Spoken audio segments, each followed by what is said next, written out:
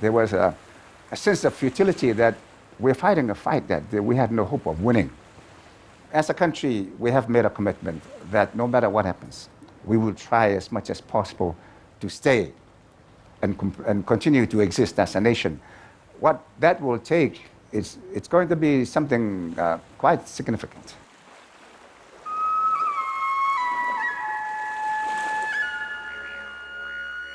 The low-lying island nation of Kiribati is the only country situated on all four hemispheres, as it lies on the equator 4,000 miles east of Australia. Composed of 33 atolls, it's a paradise on Earth more than 119,000 people call home.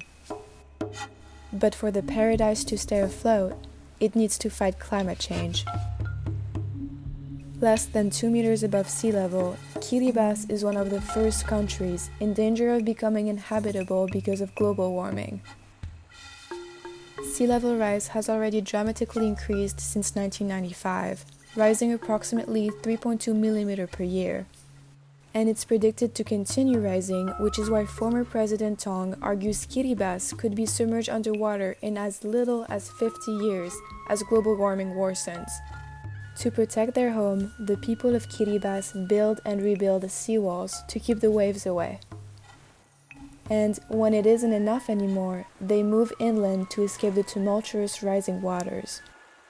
But how much more inland can they go?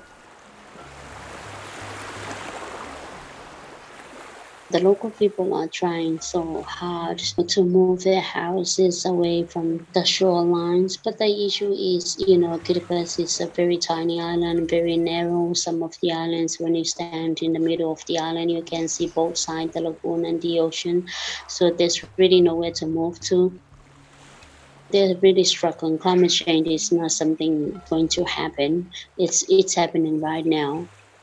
This is why, in 2017, New Zealand tried to introduce a climate refugee visa for Pacific Islanders displaced by the effects of climate change.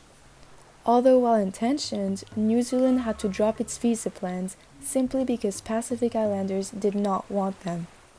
They see migration as a last resort. I would like to talk about that word, climate refugees, because we are not refugees. Our countries are so peaceful. We don't have war or civil war or any kind of war, but climate change is threatening the livelihoods of the people. So that's why the word refugees is very sensitive throughout the Pacific. I strongly feel that we still have time, but if the developed countries are not going to change the way they live like now, then eventually Kiribati will be underwater. I still believe that we still have time to save low countries around the world. I also do believe that if Kiribati go underwater today, tomorrow will be the United States, Australia, the rest of the world will eventually follow. Climate change, regrettably, unfortunately, is viewed by many countries as a national problem. It's not. If you could keep the rest of your emissions within your borders, would have no question. You can go ahead as much as you do. But unfortunately, you're sending it our way, and it's affecting the future of our children. And so, surely, I think that is the heart of the problem. And we deal with it as a national problem, which it is not. It is a global issue. And it's got to be dealt with collectively.